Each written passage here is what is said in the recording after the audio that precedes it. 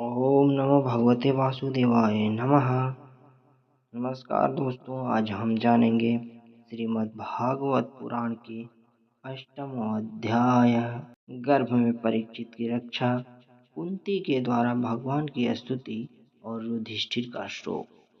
सूत जी कहते हैं, इसके बाद पांडव श्री कृष्ण के साथ जलांजलि के इच्छुक मरे हुए स्वजनों का तर्पण करने के लिए स्त्रियों को आगे करके गंगा तट पर गए।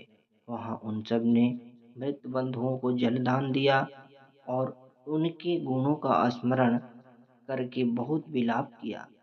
तदंतर भगवान के चरण कमलों की धूल सी पवित्र गंगा जल में पुनः स्नान किया। वहां अपने भाइयों के साथ कुरुपति महाराज युधिष्ठिर, धृतराष्ट्र, पुत्र शोक से व्याकुल गांधारी, कुंती और द्रौपदी सब बैठकर मरे हुए स्वजनों के लिए शोक करने लगे। भगवान श्री कृष्ण ने धौम्य आदि मुनियों के साथ उनको सांत्वना दी और समझाया कि संसार के सभी प्राणी काल के अधीन हैं, मौत से किसी को कोई बचा नहीं सकता। इस प्रकार भगवान श्री कृष्ण ने अजातशत्रु महाराज युधिष्ठिर को उनका वह राज्य जो धूर्तों ने छल से छीन लिया था वापस दिलाया, तथा द्रौपदी के केशों का स्पर्श करने से जिनकी आयु छिन्न हो गई थी, उन दुष्ट राजाओं का वध कराया। साथ ही युधिष्ठिर के द्वारा उत्तम सामग्रियों से तथा पुरोहितों से 3 अश्वमेध यज्ञ कराए। इस प्रकार युधिष्ठिर के पवित्र यश को 100 यज्ञ करने वाले इंद्र के यश की तरह सब ओर फैला दिया। इसके बाद भगवान श्री कृष्ण ने वहां से जाने का विचार किया। उन्होंने इसके लिए पांडवों से विदा ली और व्यास आदि ब्राह्मणों का सत्कार किया। उन लोगों ने भी भगवान का बड़ा ही सम्मान किया। तदंतर सात्विक और उद्धव के साथ द्वारका जाने के लिए वे रथ पर सवार हुए। उसी समय उन्होंने देखा कि उत्तरा भय से विह्वल होकर सामने से दौड़ी चली आ रही है। उत्तरा ने कहा, देवाधिदेव जगदीश्वर, आप महायोगी हैं, आप मेरी रक्षा कीजिए, रक्षा कीजिए। आपके अतिरिक्त इस लोक में मुझे अभय देने वाला और कोई नहीं है, क्योंकि यहाँ सभी परस्पर एक दूसरे की मृत्यु के निमित्त बन रहे हैं। प्रभु, आप सर्वशक्तिमान हैं। यह दहकते हुए लोहे का बाण मेरी ओर दौड़ा आ रहा है। स्वामिन, वह मुझे भले ही जला डाले, परंतु मेरे गर्भ को नष्ट न करे, ऐसी कृपा कीजिए। सूत जी कहते हैं, भक्त वत्सल भगवान श्री कृष्ण उसकी बात सुनते ही जान गए कि अश्वत्थामा ने पांडवों के वंश को निर्वीज करने के लिए ब्रह्मास्त्र का प्रयोग किया है। शौनक जी उसी समय पांडवों भी देखा कि जलते हुए 5 बाण हमारी ओर आ रहे हैं, इसलिए उन्होंने भी अपने अपने अस्त्र उठा लिए। सर्वशक्तिमान भगवान श्री कृष्ण ने अपने अनन्य प्रेमियों पर, शरणागत भक्तों पर बहुत बड़ी विपत्ति आई जानकर अपने निज अस्त्र सुदर्शन चक्र से उन निज जनों की रक्षा की। योगेश्वर श्री कृष्ण समस्त प्राणियों के हृदय में विराजमान आत्मा हैं। उन्होंने उत्तरा के गर्भ को पांडवों की वंश परंपरा चलाने के लिए अपनी माया के कवच से ढक दिया। शौनक जी, यद्यपि ब्रह्मास्त्र अमोघ है और उसके निवारण का कोई उपाय भी नहीं है, फिर भी भगवान श्री कृष्ण के तेज के सामने आकर वह शांत हो गया। यह कोई आश्चर्य की बात नहीं समझनी चाहिए, क्योंकि भगवान तो सर्वाश्चर्यमय है। वे ही अपनी निज शक्ति माया से स्वयं अजन्मा होकर भी इस संसार की सृष्टि, रक्षा और संहार करते हैं। जब भगवान श्री कृष्ण जाने लगे, तब ब्रह्मा जी की ज्वाला से मुक्त अपने पुत्रों की द्रौपदी के साथ सती कुंती ने भगवान श्री कृष्ण की इस प्रकार स्तुति की। कुंती ने कहा, आप समस्त जीवों के बाहर और भीतर एक रस स्थिर हैं, फिर भी इंद्रियों और वृत्तियों से देखे नहीं जाते, क्योंकि आप प्रकृति से परे आदि पुरुष परमेश्वर हैं। मैं आपको नमस्कार करती हूँ। इंद्रियों से जो कुछ जाना जाता है, उसकी तह में आप विद्यमान रहते हैं और अपनी ही माया के पर्दे से अपने को ढके रहते हैं। मैं अबोध नारी, आप अविनाशी पुरुषोत्तम को भला कैसे जान सकती हूँ। जैसे मूढ़ लोग दूसरा भेष धारण किए हुए हैं, नट को प्रत्यक्ष देखकर भी नहीं पहचान सकते, वैसे ही आप दिखते हुए भी नहीं दिखते। आप शुद्ध हृदय वाले विचारशील जीवन मुक्त परमहंसों के हृदय में अपने प्रेममय भक्ति का सृजन करने के लिए अवतीर्ण हुए हैं। फिर हम अल्पबुद्धि स्त्रियां आपको कैसे पहचान सकती हैं? आप श्री कृष्ण वासुदेव, देवकी नंदन, नंद गोप की लाडले लाल गोविंद को हमारा बारंबार प्रणाम है, जिनकी नाभि से ब्रह्म का जन्म स्थान कमल प्रकट हुआ है, जो सुंदर कमलों की माला धारण करते हैं, जिनके नेत्र कमल के समान विशाल और कोमल हैं, जिनके चरण कमलों में कमल का चिन्ह है। श्री कृष्ण, ऐसे आपको मेरा बार बार नमस्कार है। हृषिकेश जैसे अपने दुष्ट कंस के द्वारा कैद की हुई और चीरकाल से शोकग्रस्त देवकी की रक्षा की थी, वैसे ही पुत्रों के साथ मेरी भी अपने बार बार विपत्तियों से रक्षा की है। आप ही हमारे स्वामी हैं, आप सर्वशक्तिमान हैं। श्री कृष्ण, कहाँ तक गिनाऊं?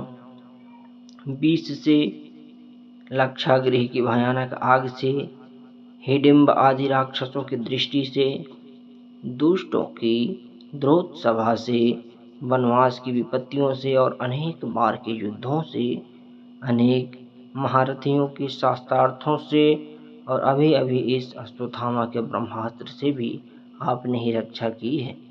जगत गुरु, हमारे जीवन में सर्वदा पद पद पर विपत्तियां आती रही हैं, क्योंकि विपत्तियों में ही निश्चित रूप से आपके दर्शन हुआ करते हैं, और आपके दर्शन हो जाने पर भी जन्म मृत्यु के चक्कर में नहीं आना पड़ता। ऊंचे कुल में जन्म, ऐश्वर्य, विद्या और संपत्ति के कारण जिनका घमंड बढ़ रहा है, वह मनुष्य तो आपका नाम भी नहीं ले सकता, क्योंकि आप तो उन लोगों को दर्शन देते हैं जो अकिंचन हैं। आप निर्धनों के परम धन हैं। माया का प्रचंड आपका स्पर्श भी नहीं कर सकता।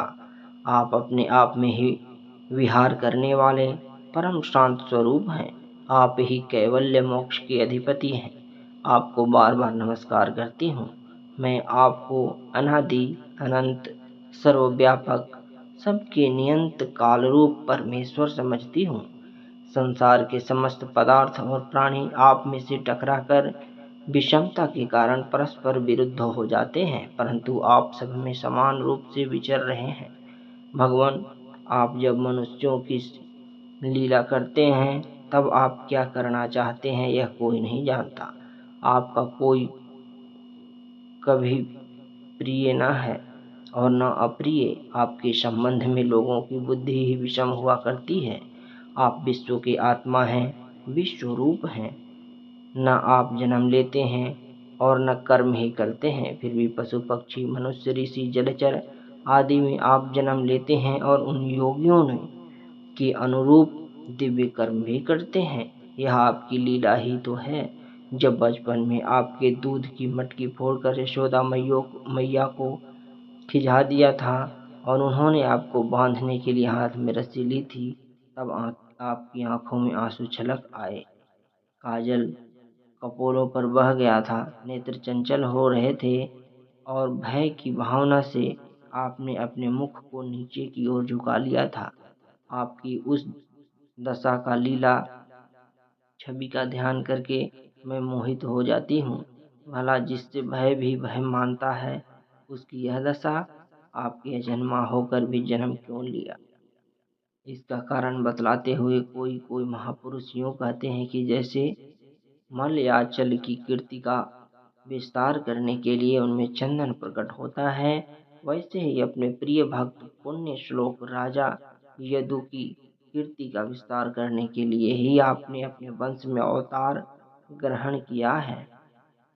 दूसरे लोग यूं कहते हैं कि वसुदेव और देवकी ने पुनर्जन्म में सुतपा और ऋषि के रूप में आपसे यही वरदान प्राप्त किया था, इसलिए आप अजन्मा होते हुए भी जगत के कल्याण और दैत्यों के नाश के लिए उनके पुत्र बने हैं। कुछ और लोग यूं कहते हैं कि यह पृथ्वी दैत्यों के अत्यंत भार से समुद्र में डूबते हुए जहाज की तरह डगमगा रही थी, पीड़ित हो रही थी, तब ब्रह्मा की प्रार्थना से उसका भार उतारने के लिए ही आप प्रकट हुए।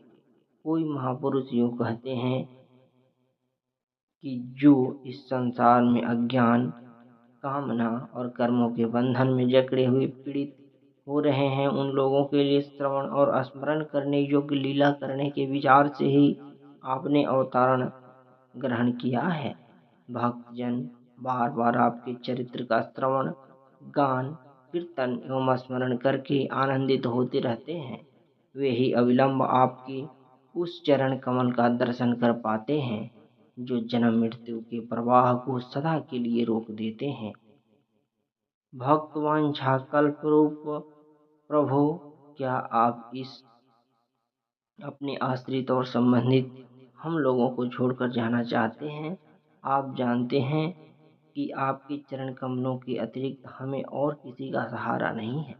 पृथ्वी के राजाओं के तो हम यूं ही विरोधी हो गए हैं, जैसे जीव के बिना इंद्रियां शक्तिहीन हो जाती है, वैसे ही आपके दर्शन बिना यदुवंशियों के और हमारे पुत्र पांडवों के नाम तथा रूप का अस्तित्व ही क्या रह जाता है। गदाधर,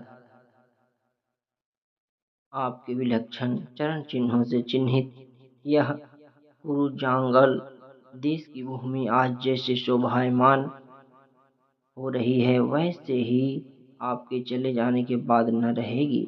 आपकी दृष्टि के प्रभाव से ही यह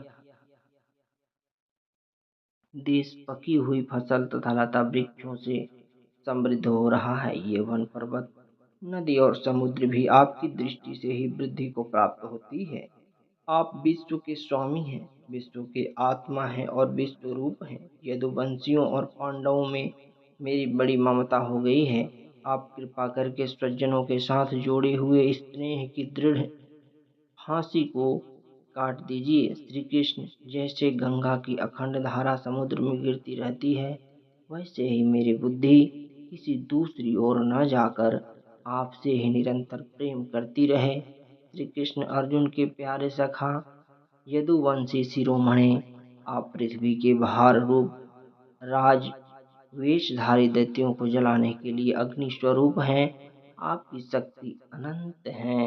गोविंद, आपका यह अवतार गौ, ब्राह्मण और देवताओं का दुख मिटाने के लिए ही है। योगेश्वर, चराचर के गुरु भगवान, मैं आपको नमस्कार करती हूँ।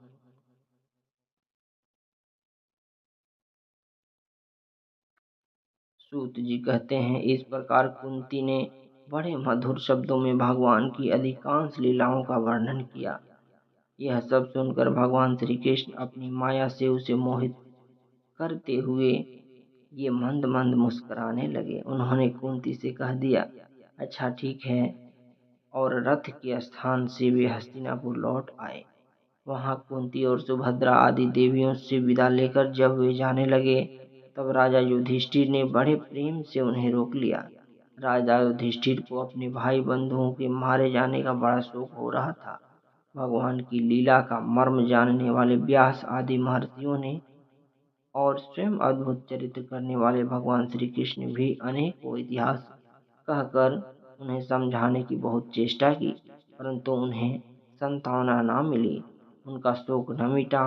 शौनक आदि ऋषियों, धर्मपुत्र राजा युधिष्ठिर को अपने स्वजनों के वध से बड़ी चिंता हुई। वे अविवेक युक्त चित्त से स्नेह और मोह के वश में होकर कहने लगे, भला मुझ दुरात्मा के हृदय में बद्धमूल हुए इस अज्ञान को तो देखो। मैंने सियार कुत्तों के आहार इस अनात्मा शरीर के लिए अनेक अक्षौहिणी सेना का नाश कर डाला। मैंने बालक, ब्राह्मण, संबंधी, मित्र, चाचा, ताऊ, भाई, बंधु, गुरुजनों से द्रोह किया है। करोड़ों वर्षों से भी नरक से मेरा छुटकारा नहीं हो सकता। यद्यपि शास्त्र का वचन है कि राजा यदि प्रजा का पालन करने के लिए धर्म युद्ध में शत्रुओं को मारे तो उसे पाप नहीं लगता। फिर भी यदि प्रजा का पालन फिर भी इससे मुझे संतोष नहीं होता। स्त्रियों के पति और भाई बंधुओं को मारने से उनका मेरा समर्थ नहीं हूँ।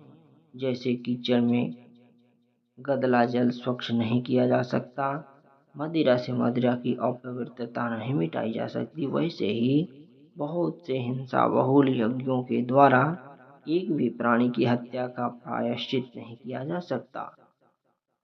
इति श्री